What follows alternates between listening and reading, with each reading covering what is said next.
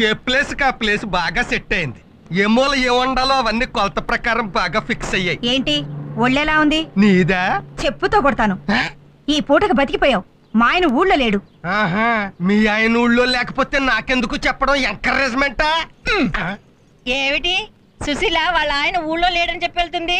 Side track? మీ ఇంట్రాక్కే line లో లేదు, నా ఫేస్ కి సైడ్ ట్రాక్ కూడాను. సైట్ కొందట వాస్తు చూడమంది. నీ బోర్డు వాస్తు గురించి అడుగుతుందా? నీ వాస్తు విని 10 రూపాయలు ఇచ్చే దిక్కు లేదు. నీ మొహానికి బోర్డు ఒకటి, దానికి ఖర్చైన 100 రూపాయలు ఇంతవరకు సంపాదించలేదు. వాస్తట వాస్తు, పద లోపలికి. నన్ను మరీ అంత తేలిగ్గా తీసి పారాయకు. ఏ ఆ శాసగిరిరావు గారు నా వాస్తు విని లక్షాధికారి అయిపోలేదా? అంతకు ముందు వాడు కోటీశ్వరుడు. నీ వాస్తు సలహా విని లక్షాధికారి అయ్యాడు. నీ వాస్తు సలహా విని మా ఊరి ఎమ్మెల్యే ఏమయ్యాడు? ఆడికంటే ఊరు నడిబొడ్లో శిలా విగ్రహం ఎట్టించేసుకున్నాడు. టెర్రరిస్ట్ చంపేశాక. అది సరే గాని నీ వాస్తు మీద ఎంత సంపాదించావు చెప్పు నాకు. ఏమో నాకేం గుర్తే, వచ్చింది వచ్చినట్టు అదిగో శబరిమలలో ఏనుగును మేపడానికి సరిపోయినట్టు ఈడికి సరిపోతుంది. చిచి, కన్న బిడ్డను పట్టుకుని ఏమిటా మాటలు? కన్న బిడ్డ కాదాడు, కొన్న గ్రైండర్. అమ్మా ఆకలేస్తుందమ్మా. విన్నావా? ఆడి జీర్ణశక్తికి సమాధానం చెప్పడానికి నా జీవశక్తి చాలడం లేదు. ఇదిగో మీ బ్రదర్ పద్మనాభం దగ్గరికి వెళ్ళు, 1000 అట్రా. ప్రతిసారి వాడి దగ్గరికి వెళ్ళి అడుక్కోవడానికి నీకు సిగ్గుగా లేదు? నాకు సిగ్గుగా ఉండబట్టే నిన్ను వెళ్ళమంటున్నాను. ఎంతైనా అక్క తమ్ముళ్ళ సెంటిమెంట్. నువ్వు కన్నీళ్ళు ఎడితే కాదంటాడా? నానా నువ్వు ఉండ్రా. చూడు, ఈ కాలంలో రక్తం పంచుకుని పుట్టిన వాళ్లే ఒకరికొకరు సాయం చేయడం లేదు. వాడు పిన్ని కొడుకైనా పిచ్చి వెదవ కాబట్టి మనం అడిగినప్పుడల్లా ఇస్తున్నాడు. ఇక నోరు మూసుకొని లోపల. నానా ఫైనాన్స్ మ్యాటర్స్ మాట్లాడుకుంటుంటే ఆ పిచ్చిన కాకిలా కావుకావు అంటావు నువ్వు ఒకడు. అయ్యో మన ఇంటి ఓనర్ వస్తున్నాడు నాన్న. సుబ్రహ్మణ్యం, ఇవాళ అద్దె ఎలా ఇవ్వ చూస్తా. నువ్వు ఇంట్లోకి వెళ్ళి దాక్కో. అలవాటు ప్రకారం నువ్వు లేవని చెప్పి పంపించేస్తాను. అన్సేషన్ లో నీకు ఎంత బ్రెయిన్ ఎలాగొచ్చేసిందిరా?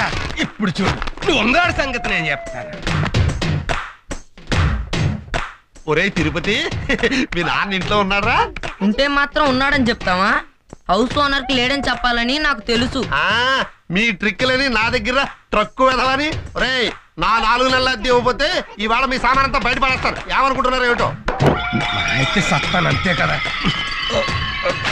అయ్యో, ఏం చేస్తున్నారండి? సూసైడ్. ఆత్మహత్య? మరి మెడకి తాడు కట్టుకుని ఉయ్యాలుగుతాను అనుకుంటున్నావా? ఇప్పుడు నేనేమన్నానని సూసైడ్ చేసుకుంటున్నారండి? నేను రేసుకోవడం అయితే పిచ్చి మొహమా? మన హౌస్ ఓనర్ టార్చర్ భరించలేకపోతున్నాను. నేను బతకను. అయ్యో, అద్దె కట్టకుండా ఆత్మహత్య చేసుకుంటున్నారు ఏమిటి? నీ హింస భరించలేక. ఇదిగో నా జేబులో ఒక లెటర్ పెట్టి మరీ చచ్చిపోతున్నాను. మర్చిపోకుండా పోలీస్ స్టేషన్ లో ఇయ్యి. ఏమిటా లెటరు? వీలునామానా? అద్దె కట్టడానికి దిక్కు లేదు, వీలునామా రాయడానికి ఆస్తులు అక్కడ చచ్చాయే. ఈ లెటర్ లో నా మరణ వాంగ్మూలం ఉంది. నా చావు కారణం ఆ హౌస్ ఓనర్ అని రాసేసాను. ఫినిష్. మీరు ఊరుకోండి.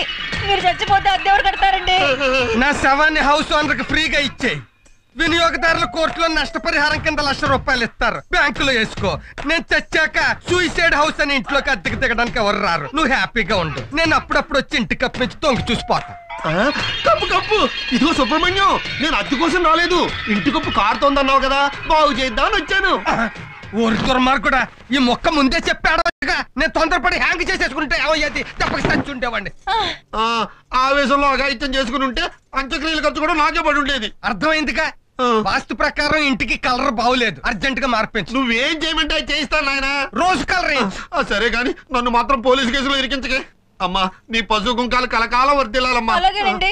ఇది నాది. అమ్మయ్యా, ఎలాగోలాగా హౌస్ ఓనర్కి సెటిల్మెంట్ చేసేసాం. ఇక చిల్లర కొట్టువాడున్నాడే, ఆడిప్పట్లో మన జోలికి రాడు. ఎందుకని? మొన్న మన పద్మనాభం మన ఇంటికి వచ్చి వెళ్ళగానే ఏం చేస్తా ఉంటాడని అడిగాడు. ఆ. సేల్స్ ట్యాక్స్ ఆఫీసర్ అని చెప్పేశాను. ఆడ టెన్షన్ లో ఉన్నాడు. అది తేలేదాకా మన జోలికి రాడు. Well done my darling. Nice performance. Thank you my darling.